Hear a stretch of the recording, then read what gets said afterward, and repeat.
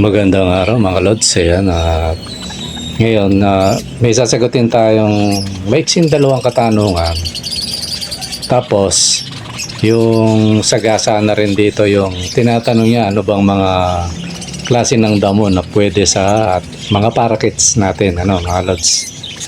Yan ang ating sasagutin. Tapos pakikita ko yung ano yung klaseng mga damo o halaman na pinapakain ko sa ating mga alagang parakits mga lods. Let it bang, bang.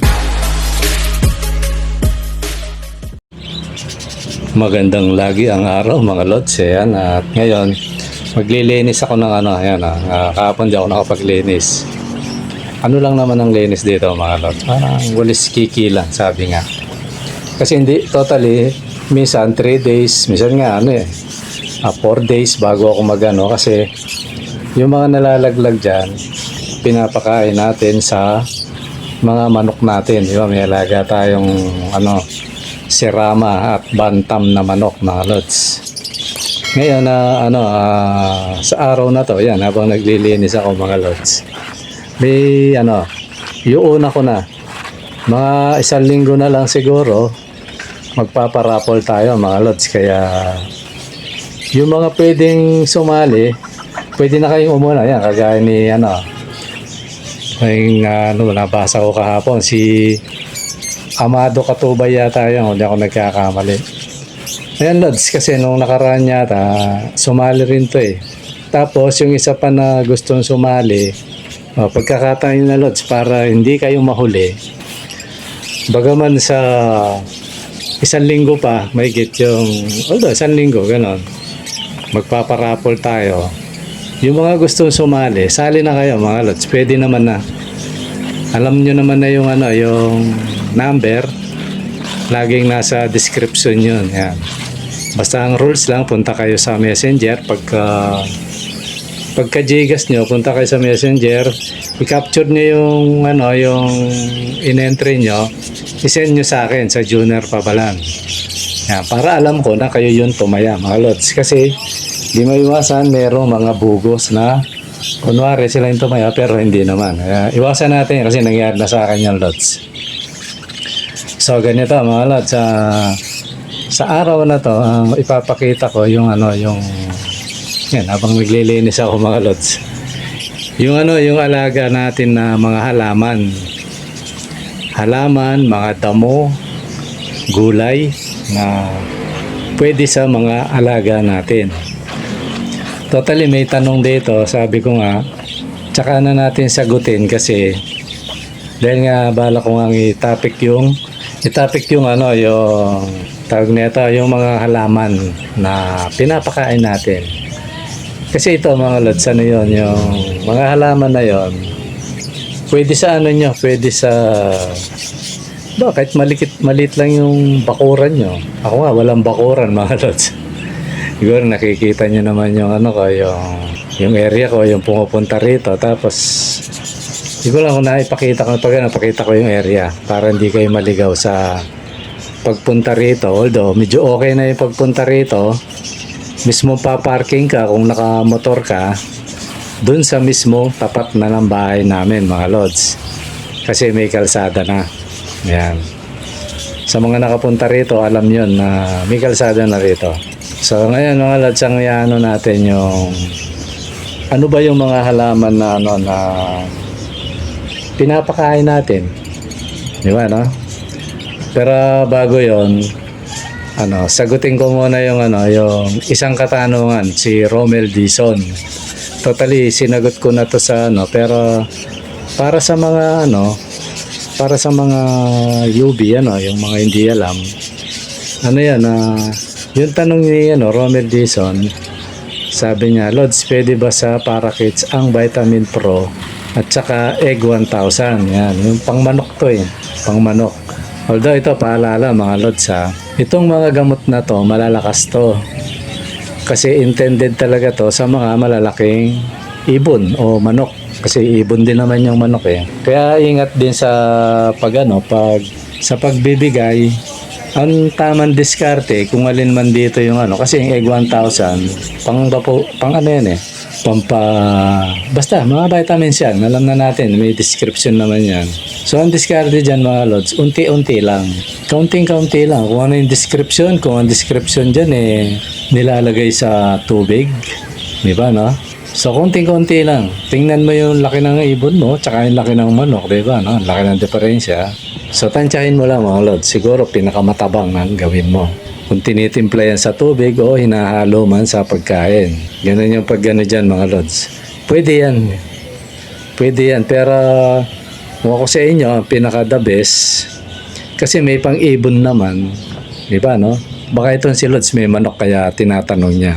Kung may pang-ibon naman, pinaka-safe siguro, gamitin nyo yung bagamat pwede yan, gamitin nyo yung pang-ibon talaga mga Lods. Para hindi kayo, wala pa naman ako nakita na gano'n ito. Na nadali yung alaga niya o ano. Wala pa naman.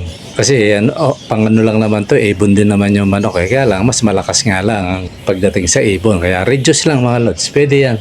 Kaya lang, ang pinakapayo ko, sabi ko nga, yung pang ano na lang, yung pang ibon para hindi kayo maligaw mga lods. Tapos yan, umakyat ako sa bubong mga lods. Ito yung mga natin, yung mga alaga nating halaman na pinapakain natin sa ating mga alaga. Yan, may Chinese violet dyan. Yan, yung bibilugan ko na lang mga lods. Talbos ng kamote, yan. Basta may bilog mga lods, yun yung pinapakain ko kasi may mga design din dyan na para kay commander naman yan. Isang binababa ko yan, dinidisplay ko doon sa harap. Yan, may melon dyan. Yung mga melon, di ba, no? Basta yan, maraming dyan, mga lods. Iba't ibang klase yan, mga idol. Yan, may mga pan-display din, yan. Kaya ng buong gambilya na yan. May gabi pa nga, mga lods, no? Yan, yan yung mga halaman natin. Yan, mga Chinese violet na yan. Pagkain sa ibon yan, mga lods. Yan. Ito naman kay Commander, mga design niya, yan, mga bonggabilya na napakagandang bumulaklak. Yan. Pero sa dulo mga lods, yan, hindi kinakain ng ibon yan. Ayan, melon mga lods. Pag lumaki sa tao mga lods. Pero pag hindi lumaki, sa mga ibon yan, mga idol. Marami yan, may pakwan pa nga dyan kaso hindi na lumaki. Nahablot ko kasi yan kaya nasira. Ayan mga lods, yung mga alaga natin na halaman, oregano, halo-halo na yan kung ano yung pwede sa kanila tsaka pwede sa atin mga idol. Tinatanim ko dyan para hindi sila maubusan ng stock mga idol. So nakakabawas din yan kaysa yung bumili ng gulay para sa kanila, menos gastos yun. Tapos ito naman yung mga buto o mga labi ng ating mga ibon. Minsan kasi pag binabaong ko at naamoy ng pusa, hinuhukay nila. Kaya ginagawa ko minsan, sinasampa ko dyan. Yan, pinababayaan ko siyang matuyo kasi hindi naman masyadong mabaho yan mga lods kasi tutok sa araw. So dyan lang sila. Ngayon, pag yung lusaw na, tsaka ako nilalagay sa mga halaman. Pero pag medyo malaki yung timba, rekta yun mga lods. Dinedirekta ko. Kasi tinatansya ko rin yung halaman kasi baka mamatay yung halaman. Kaya pag maliit yung paso, hindi ko nililibing. Pag compost na siya, yun, tsaka ko lang siya nilalagay sa lupa. Kasi nakakatulong pa rin mga lods, kahit patay na yung ibon, may tulong pa rin sa halaman na pagkain ng mga kasama niya dati. Yan, ibayapas din mga idol. Yan, maraming yan, pagkain yung mga alaga natin, kaya malayo silang mawala ng vitamins na natural. Yan. Yun din yung na sasagutin natin sa mga yung isa naman si pangalan na ito si Edgar Velacruz. Yan, sabi niya, Lods, ask ko lang anong klaseng mga damo ang pwedeng pagkain sa mga kids. O yun mga Lods, pinakita ko na sa'yo kung ano yung mga pwede. Sa tingin ko sa'yo Lods, pwede kang mag-alaga sa area mo kahit sa paso-paso lang. Yan, mga Chinese violet. Yung basta yung mga pinakita ko. Talpos ng kamote, oregano, lemongrass, malunggay, lokbati, kangkong, mga lods. Tanim akong kangkong. Ngayon ko kung tutubo yun.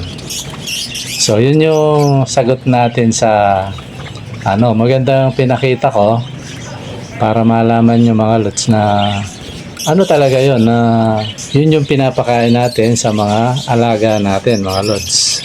So ganun lang ang mga lods, kumbaga simpleng pag-aalaga ng mga alaga nating ibon mga idol. Yun kumbaga sa simplihan lang kasi iba kasi kumbaga sa kwento, sabi nga masyadong exaggerated, kaya pagdating ng araw hindi sila tumatagal sa pag-ibon kasi sa totoo mga lods ganito ito hindi natin naman tayong layong yung iba kasi kakayanan nila yun lalo na kung may kaya naman o maganda yung trabaho, kakayanan nila na kahit ako naman lods, kung may kakayanan ako hindi ako magtsatsaga siguro although ako mahilig ako magtanim talaga, pero kung may kakayanan ka rin lang, di ba siyempre bibigay mo talaga yung the best sa alaga mo, mga vitamins na yan mga pagkain, di ba kasi may depermera din yan mga idol kasi baka napagkikita nyo, napanood nyo talagang pinapakain mga mamahalin, mga cattle bone na class A, basta yung mga mamahalin pagkain ng mga ibon kasi may klase-klase yan mga lods sa patuka lang meron tag 100, may tag 120 pa nga talagang pang mamahaling ibon talaga yun, kumbaga depermera klase, parang bigas lang yan mga lods, diba? Iba yung bigas ng mayaman, iba yung bigas ng mahirap. Ang mahirap, ewan ko ngayon kasi hindi ako namamalengke masyado, ewan ko kung may 40 pesos pa kasi wala nagtaasan. Pero kung may pambili ka, di ba, kahit mahirap ka may trabaho ka maganda, hindi ka bibiling ganong klaseng bigas, di ba? Bibili ka masarap na bigas. Ganon din sa mga pagkain ng ibon natin mga lods, saka basta mga kailangan ng ibon, ganon yun. Kahit sa kids mga lods, hindi ka bibili ng manipis na kulungan o mag-DIY. Siyempre kung magpagawa ka man, kung DIY man yan, matibay, maganda, diba huwag tayong sasabay doon na hindi tayo tatagal, baka mamaya napanood mo ganito dapat, diba sinunod mo mabibigatan ka. Para yung mga napapanood ko na lagi kong hindi ko na binabanggit pangalan mga lods tawan-tawa ako doon na sinisisi yung mga vlogger kaya ako iniiwasan ko yung presyuhan kasi baka masama ako sa sisi mga lods sinisisi niya, hindi man niya masabing direktang dahil sa inyo bumagsak ang kita ko, gano'n diretsang salita sinisisi niya dapat sa kasi ang negosyo ginawa kasing nilang negosyo kumbaga sa negosyo mga lods pag-iibon, ginawa nilang hanap buhay talaga pag doon ka talaga, dumepende ng todo-todo at bumagsak ang pag-iibon, todas ka sabi niya vitamin na vitamin lang daw mamahal, mga singsing, mga kulungan, lahat kinuwento niya. Ngayon nung bumagsak ang mga ibon, presyo napabor naman sa atin mga idol kasi tayo, lalo na ako, di ba gusto ko talaga mag-alaga ng ganyang klaseng ibon. Nung bumagsak, pagkakataon naman natin yon mga idol. Pero sa mga breeder na nagbebenta ng mahaling ibon, hindi pabor sa kanila yon kasi bagsak sila ron, di ba nasabayan pa ng ng mga vlogger na nagpa-vlog, di ba, sa mga pet market. Ako pinapanood ko yung mga yan natutuwa akong panoorin dahil nga sa kanila na-encourage talaga ako na mag-alaga rin. At least alam mo yung presyohan, di ba hindi ka maliligaw. Yun, sinisisi niya yung mga yun, ganun talaga. Nag-ibon ka hindi naman habang panahon yun nga malalaking big timer na negosyante, bumabagsak minsan mag-ibon pa kaya na hindi naman stable talaga yung dyan, lakaran dyan. Minsan bukas mahal, ngayon mahal, bukas bagsak, di ba Kaya nga sila, naghahabol sila sa mga mutation. Kaya pag nabenta mo yan, swerte mo, nabenta mo agad. Lalo na kung marami kang ganong klase, kikita ka talaga. Paano kung hindi ka makasabay? pinaproject mo pa lang, nagbebenta na yung iba. Pag lumabas yung project mo, bagsak presyo na yan. So, yung ginastos mo doon, di mo na mabawi. Kaya yun, sinisisi niya yung mga vlogger na yung nagbablog. Kaya ako, di ko naman kailangan manisi, mga lods. Yan eh. Diskarte lang yan. Kaya kayo mga lods yan. Nanonood kayo saan. Diskarte lang. Kasi sa gusto nyo talaga, pag marami na yan, i-out nyo yan. Ako nga, dati parang mabigat sa loob ko eh. Na-i-out ko yung ibon ko. Pero masasanay ka. Yun yung separate mo yung pagmamahal mo sa ibon, tsaka yung pag-breed mo na pang-out. Masasanay ka rin. May kausap nga yung natin eh. Nilalapitan na siya ng mga nagtitinda sa mga pet market. O, mabigat pa sa loob niya, di pa niya kayang i-out yung mga niya. Di okay lang, i-enjoy mo. Ganun lang yung pag sobrang dami na ikaw ang kusang maghahanap ng market niyan eh. Baka ikaw na kumontak, di ba? No? Ganun lang yun. Ako nga, tingnan nyo, di ba? Siguro nababasa nyo yung Lods, bili akong 30 pieces, di ba? No? Siya na rin ang pumresyo. Ayoko naman ng ganun. Ganun lang naman ang Kasi tayo mga Lods, dito sa mundo na to, kanya-kanyang diskarte yan. Kung alam ba, sa diskarte ng iba, tinatamaan yung sa'yo, yun, isip ka ng paraan para maka-adjust ka. Huwag yung maninisi ka na Ang totoo, hindi ka naman diretsang pinerwisyo ng tao, di ba? Nag-vlog lang yung tao.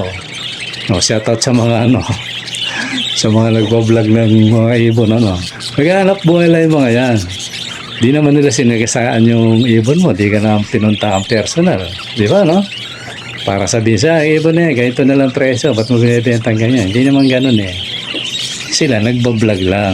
Kaya sabi lang nila yung totoong presyohan. Na ako, nakikita ako, pabor sa atin yan. Kung bakit. Pag nga naman hindi kasi hayag yung presyo niyan baka mamaya normal bentahan ka 5,000, di todas ka, di ba, So yan, nakakatulong yan yung mga yan. Lang, siguro, kung medyo tinamaan, may adjust ka. Tingnan mo yung mga nagtitinda sa pet market, sumasabay sa Agos. Nakakaya nila Mga veterano yan Kaya nila isip lang ng ako diskarte lang Kasi ako sa totoo mga Lods, basta pag na lang, ikukwento ko sa inyo. Pero sa ngayon, ang kaya ko ikwento, noong una, nagagastusan ko yung mga siyempre talagang bili ang kulungan, bili ka ng pagkain nila, basta na kailangan nila. Gastos talaga yun. Diba, Pero sa ngayon, mga Lods, siguro kung mapapagastos man ako, hindi na ganun kabigat, mga idol. Kasi, yan, diba, nakakabenta tayo kahit papano. Kaya yung nakarang, sabi nga sa inyo, sunod-sunod yung nabenta ko.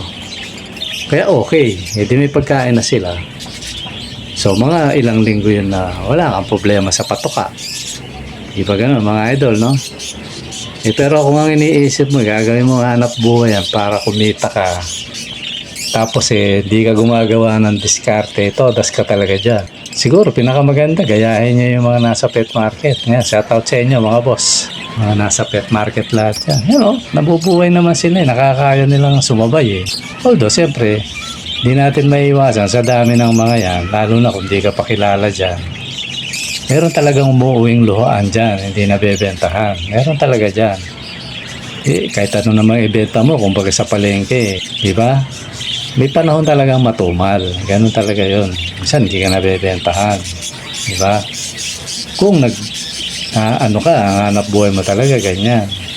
Kaya nga iba, ang diskarte nila, hindi na sila nag-aalaga Namimili, di ba? Yan, kagaya ng mga pumupunta sa mga may mga breeder, mga small breeder pupuntahan o bibili ng halimbawa 120. Yan, kagaya ng Lods natin na nag-comment walang masama doon.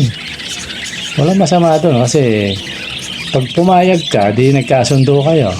Tsaka kung sobra na talaga ibon mo, yun, tapos bebenta niya yun. Although di wala tayong pakialam kung magkano benta niya ron. Kung makabenta siya ng mas malaki kesa sa'yo, di ba? Ganun lang naman yun. Kesa naman yung walang market yung ibon mo, di ba, no? Kung talagang kailangan. Ganun lang ang sa pag-iibon. Parang i-recycle mo lang, ikot-ikot lang yan. Dadami, pag marami na, out. May itlog na naman, mapipisa, yun na naman. Ganun lang ang lags para tumagal.